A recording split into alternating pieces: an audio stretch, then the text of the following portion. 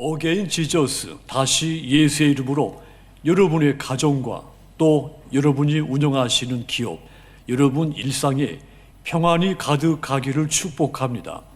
자, 이번 주에도 다시 예수로 돌아가기 위해서 이 사순절을 지내시면서 모든 사람들과 화목하시고 영적인 삶에 힘을 쓰시고 타인의 단점을 보려고 하지 말고 나의 단점과 죄를 발견하고 성찰하며 사시기를 주님의 이름으로 축원합니다. 자, 어느 유명한 사업가가 이 연수 교육을 통해서 자기 사원들에게 교육한 내용입니다. 지도자가 되려면, 자, 이런 주제로 이제 연설을 하면서 매우 중요한 말을 했습니다. 나는 사람들에게 일을 시키면서 사람들이 가장 어려워하는 거 두 가지 사실을 알았습니다. 첫째는 생각하도록 하는 일입니다. 그리고 둘째는 일을 중요한 순서대로 처리하도록 하는 것입니다. 자, 이 사업가가 직원들을 보니까 일을 할 때 생각을 하면서 중요한 순서대로 처리하는 일을 굉장히 어려워하더라는 것입니다. 농부는 농부가 이 씨를 뿌리려면 먼저 씨를 뿌리기 전에 퇴비를 밭에 쏟고 밭을 갈아야 됩니다. 밭을 잘 갈아야 퇴비가 골고루 밭에 섞이죠. 그리고 난 다음에 씨를 뿌려야 됩니다. 씨를 뿌려놓고 밭을 가는 농부는 없습니다. 세상 모든 일에는 때가 있고 먼저 할 일과 나중 할 일이 있습니다. 삶의 우선순위가 지키는 것, 이것은 매우 중요한 일입니다. 모든 사람들은 일의 우선순위가 중요하다는 사실을 잘 압니다. 저도 잘 압니다. 그런데 중요한 순간에 이 우선순위를 잃어버릴 때가 많습니다. 실패한 사람들의 원인은 대부분 삶의 우선순위가 잘못됐기 때문이죠. 공부를 먼저 하고 취미 생활은 나중에 해야 되는데 반대로 취미 생활을 먼저 했다면 그는 뜻을 이루지 못할 확률이 큽니다. 일을 먼저 하고 여행은 그 나중에 해야 되는데 반대로 여행 먼저 시작했다면 그는 좋은 기회를 잃어버릴 위험이 큽니다. 반대로 쉬어야 할 때 무리하게 일을 한다면 건강을 잃게 될 것이며 또 가족과 함께하지 못해서 가장 소중한 것들을 잃어버릴 수가 있습니다. 대부분 후회하는 사람들을 보면 고집을 부리면서 나중에 해야 될 일을 먼저 하고 또 먼저 해야 할 일 미루고 나중에 한 사람들입니다. 자, 그러고 나서는 괜히 먼저 했다, 괜히 미루었다 그러면서 후회를 많이 합니다. 우리 신앙생활도 마찬가지입니다. 신앙생활에도 우선순위가 있습니다. 먼저 할 것, 나중 할 것이 분명히 존재합니다. 이것을 잘 지키는 성도들, 믿음이 지속적으로 성장을 합니다. 반대로 우선순위를 잃어버린 사람, 신앙생활 대부분 정체되기가 쉽습니다. 자, 그래서 그런 사람들은 과거나 지금이나 아마도 고치지 못하면 미래에도 같은 수준의 신앙생활을 하게 되는 겁니다. 그러므로 우리 믿는 사람들 항상 먼저 이것을 하라, 예수님의 이 말씀에 귀를 기울여야 되는 겁니다. 이 본문 세 곳을 살펴보시면 먼저라는 말씀이 있습니다. 무엇보다도 먼저 이것을 행하라, 이것이 먼저라는 것이 강조가 된 겁니다. 그렇다면 무엇을 먼저 하라는 것일까요? 이삭이 블레셋 땅으로 이사를 가서 농사를 시작하고 목축을 시작했습니다. 자, 그런데 그 전까지는 요 블레셋 땅에 목축 농사가 잘 되지 않는 곳이었죠. 그런데 이삭이 이사 가서 시작하자마자 안 되는 것이 없었습니다. 블레셋 원주민들이 안 된다고 포기한 것도 이삭이 손을 대면 다 잘 되기 시작한 것이죠. 이삭이 마지막에 그렇게 잘 되는 이유를 말했습니다. 이사 가면 가장 먼저 제단을 쌓고 장막을 세우고 우물을 팠다고 했습니다. 새로운 지역으로 이사를 가면 할 일이 많기 마련이죠. 또 우선 먼저 해야 할 급할 일들이 언제든지 있게 마련입니다. 자, 그럼에도 불구하고 이 이삭이 제단을 가장 먼저 쌓았습니다. 하나님을 가장 먼저 찾았다는 뜻입니다. 이것이 믿음 생활을 의미합니다. 그 다음으로 장막을 쳤다 했습니다. 가정생활을 의미하죠. 그리고 나서 샘물을 팠다고 했습니다. 직업생활을 의미합니다. 자, 그러니까 이 이삭의 삶의 순서가 정확한 겁니다. 믿음생활, 가정생활, 직장생활, 직업생활인 것이죠. 그래서 이삭이 어떤 일이든지 하는 것마다 형통하게 된 것입니다. 자, 그런데 어리석은 부자는 어떻습니까? 완전히 거꾸로 뒤집어서 행했습니다. 그는 물질, 부, 쾌락을 가장 우선으로 두었죠. 하나님과 이웃은 나중에 뒤로 물렸습니다. 안중에도 없었습니다.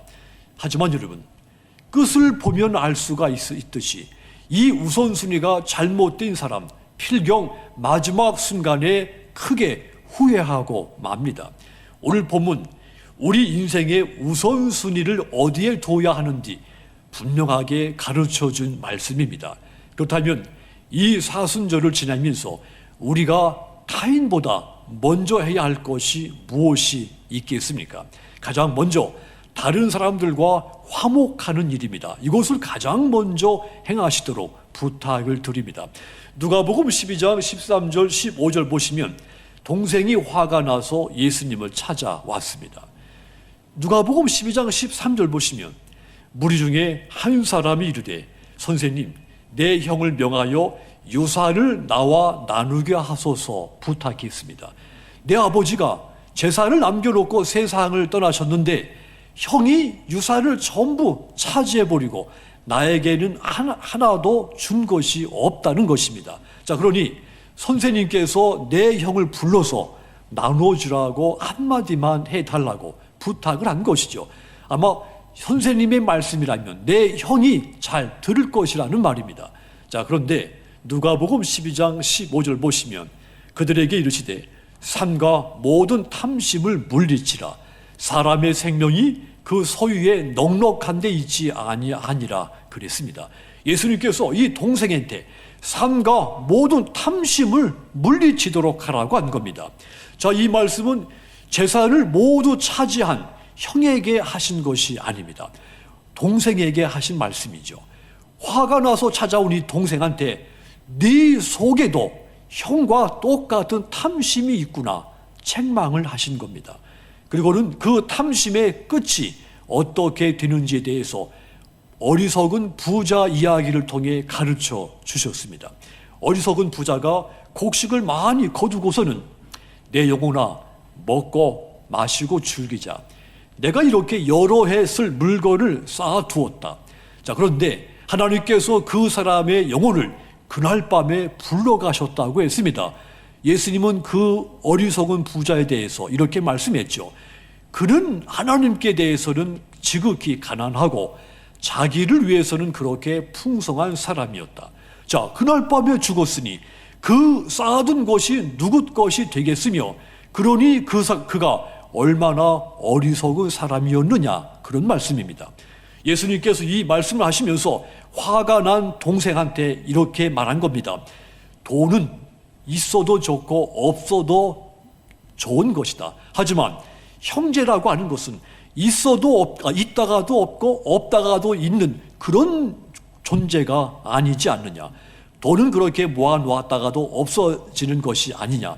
자, 이 형제 관계 문제를 이 동생한테 가르쳐 준 겁니다. 한마디로 형제가 화목하게 지내야 된다는 말입니다. 형제가 화목하게 지내는 것이 가장 우선이라고 하는 말씀인 겁니다. 본문 마태복음 5장 23절 24절 보시면 그러므로 예물을 제단에 드리려다가 거기서 네 형제에게 원망 들을 만한 일이 있는 것이 생각나거든 예물을 제단 앞에 두고 먼저 가서 형제와 화목하고 그 후에 와서 예물을 드리라 그랬습니다. 예물을 제단에 드리는 것은 나와 하나님과의 관계입니다.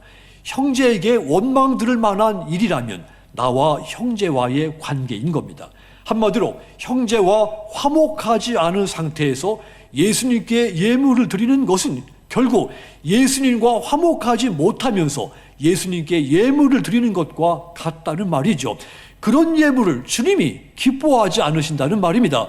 그러니 예수님은 먼저 형제와 관계를 화목하고 난 다음에 내게 와서 예물을 바치라고 말씀한 겁니다.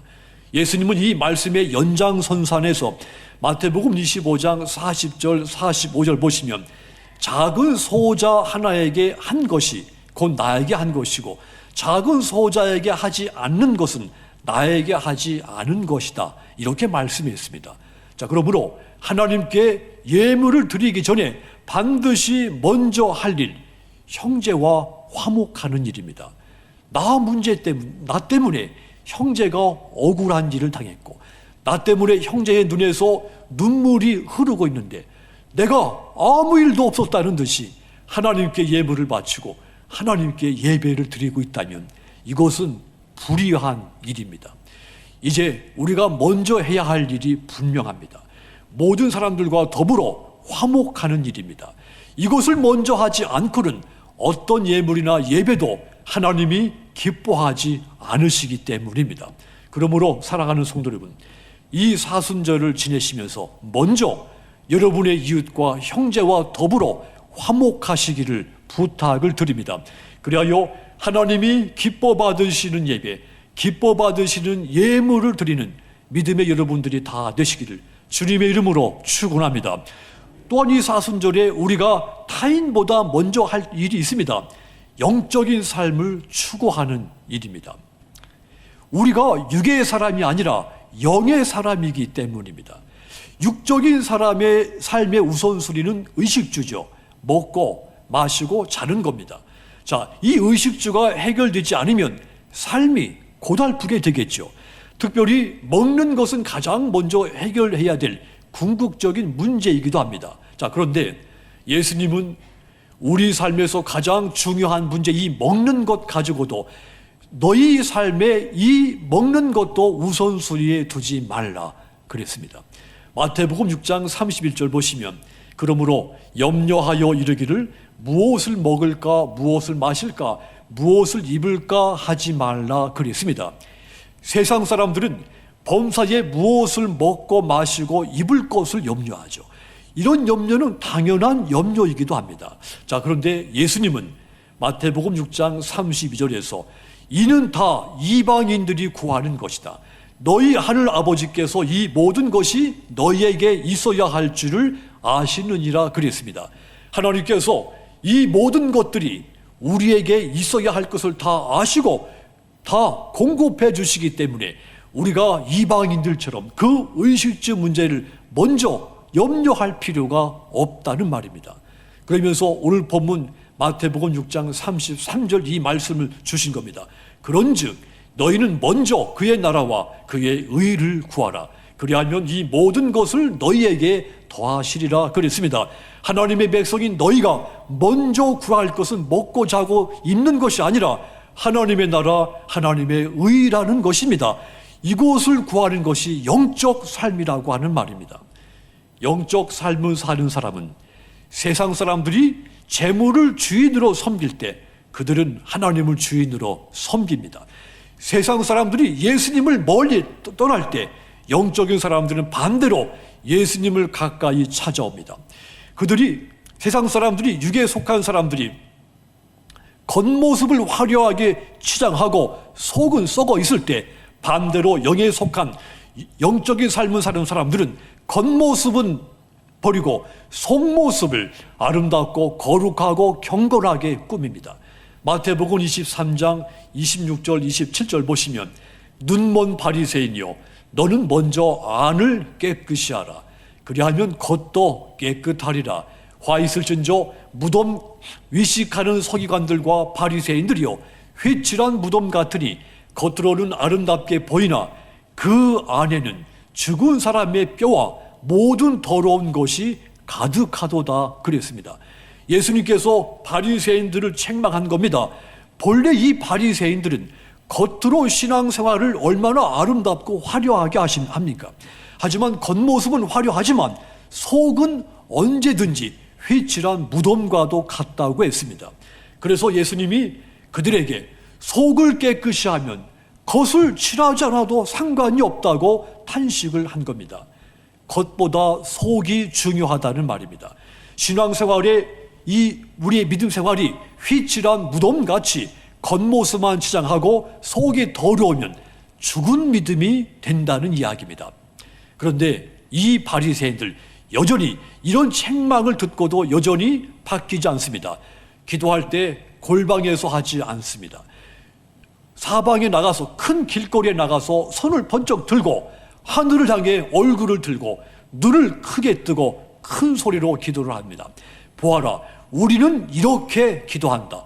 겉모습을 보여주기 위해서 기도를 하는 겁니다. 이런 모습은 그들이 여전히 육적인 사람이라고 하는 증거입니다. 육적인 삶의 사람들은 언제든지 겉모습을 중시하기 때문입니다. 그들에게는 영적인 삶은 뒷전입니다. 육적 삶이 먼저이며 영적인 삶은 안중에 없는 사람들이었죠. 마귀도 예수님을 유혹할 때 육적으로 유혹했습니다. 마귀가 예수님이 40일 금식 기도한 후에 예수님을 찾아와서 유혹했습니다. 당신이 하나님의 아들이냐? 그렇다면 이 돌들 떡동이가 되게 해서 배불리 먹어라. 마귀는 예수님을 육적인 것으로 넘어지게 하려고 한 겁니다. 하지만 예수님은 사람이 떡으로만 사는 것이 아니라 하나님의 입으로 나오는 모든 말씀으로 살 것이니라 영적으로 물리쳤습니다. 예수님도 영적 삶을 우선하셨다는 말입니다. 우리가 어떻게 하면 더 잘 믿을 수 있을까? 내가 어떻게 하면 하나님을 기쁘게 할 수 있을까? 내가 어떻게 하면 하나님을 영광스럽게 할 수 있을까? 이런 신앙적인 영적인 걱정을 해야 되는 겁니다. 자, 그런데 반대로 내가 오늘 또 내일 무엇을 먹어야지, 무엇을 입어야지, 내가 언제 어느 순간 어떤 집에서 살아야 되지, 이런 것들을 염려할 때가, 걱정할 때가 많습니다. 이것은 믿지 않는 이방인들이 더 잘하는 염려라고 했습니다. 영적인 걱정을 먼저 하지 않고 육적인 걱정을 먼저 하는 것, 이것은 경건한 신앙이 될 수가 없습니다.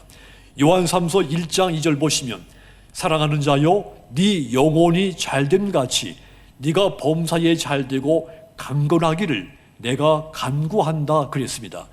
네 영혼이 잘 될 때 네 모든 일이 잘 된다고 하는 말입니다. 영혼이 잘 되면, 즉 영적 상태가 좋으면 네 범사가 좋게 된다는 말입니다. 먼저 영적인 삶을 우선해야 된다는 뜻입니다. 그러므로 이 사순절, 먼저 하나님의 나라, 하나님의 의를 구하는 영적 삶을 힘쓰시기를 부탁을 드립니다. 그리하여 모든 것을 채우시는 하나님의 크고 놀라운 은혜를 누리시는 여러분들이 다 되시기를 주님의 이름으로 축원합니다. 또한 우리가 이 사순절의 마지막으로 타인보다 먼저 할 일이 있습니다. 내 눈 속에 들보를 찾아 그 허물, 죄를 빼는 일입니다. 타인의 눈 속에 있는 작은 티끌을 찾아 빼려고 하지 말고 먼저 자신 눈 속에 있는 큰 들보를 찾아 빼는 것입니다. 이 일을 먼저 해야 합니다. 유대인들 전설에 따르면 모든 사람에게는 죄 주머니가 2개 있다고 합니다. 앞에 차는 죄 주머니, 또 뒤에 차는 죄 주머니가 있다는 것이죠. 앞에 차고 있는 죄 주머니에는 타인의 죄를 주워 담는 주머니, 그리고 뒤에 차고 있는 죄 주머니는 자기 죄를 담는 주머니입니다. 길을 가다가 타인을 만나고 발견하면 그 사람에게서 죄를 발견해서 그 죄를 앞에 찬 주머니에 주워 담습니다. 자, 그러다가 누군가를 만나면 자기 앞에 찬 죄 주머니에서 그 죄의 목록을 끄집어내서 그 상대방한테 당신은 언제 어디서 어떤 죄를 지었습니다, 정죄를 한다는 말이죠. 자, 이렇게 앞에 찬 죄 주머니에는 타인의 죄만 담아있기 때문에 자신은 죄가 없다고 생각하는 겁니다. 자기 죄는 뒷주머니에 들어있기 때문에 의식되지가 않아서 자기 죄는 전혀 생각하지를 않는 것이죠. 죄인이 아닌 것 같이 산다는 것입니다. 그래서 항상 자신의 죄는 보지 않고 타인의 죄를 보고 정죄를 하는 겁니다. 자, 이 이야기의 교훈은 단순한 데 있습니다. 타인의 눈 속에 있는 작은 티끌을 보려고 하지 말고 내 자신의 눈 속에 있는 큰 들보를 먼저 보라고 하는 것입니다.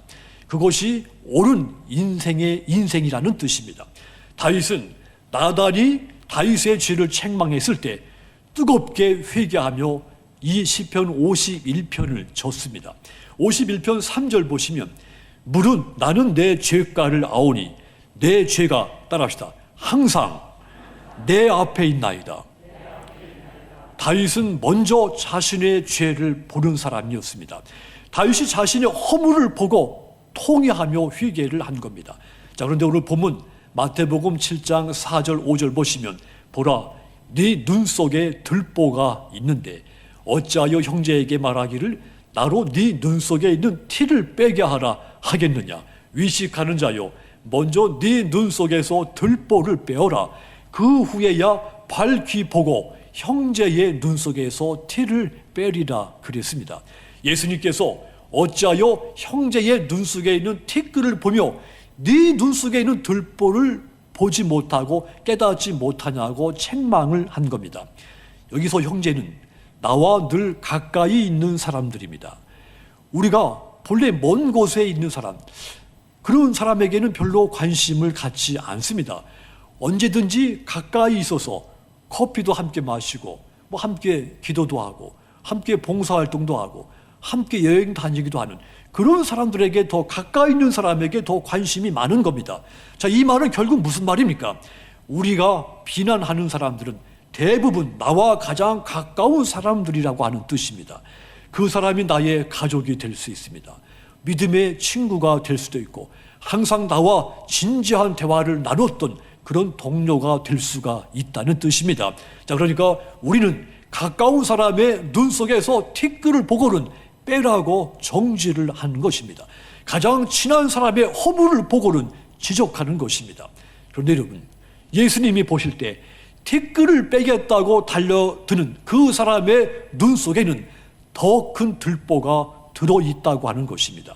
그래서 위식하는 자요 먼저 네 눈 속에서 들보를 빼어라. 그 후에야 밝히 보고 형제의 눈 속에서 티를 빼리라 말씀을 한 겁니다. 자신의 잘못된 것은 모르고 타인의 잘못만 비판하고 정죄하는 것, 불의한 일입니다. 타인을 변화시키려고 하지 말고 먼저 자신을 변화시켜야 됩니다. 타인을 고치려고 하지 말고 먼저 자신부터 고쳐야 되는 겁니다. 타인의 눈 속에 있는 아주 작은 것, 티끌 빼려 하지 말고 자신의 눈 속에 큰 들보를 빼야 됩니다. 이것이 사순절에 우리가 타인보다 먼저 해야 할 일인 겁니다. 바울은 언제든지 자신의 죄와 허물을 가장 먼저 드러내면서 고백한 사람이었죠. 바울이 복음을 전하는 자리에서 늘 나는 비방자며 박해자며 폭행자라고 고백을 했습니다.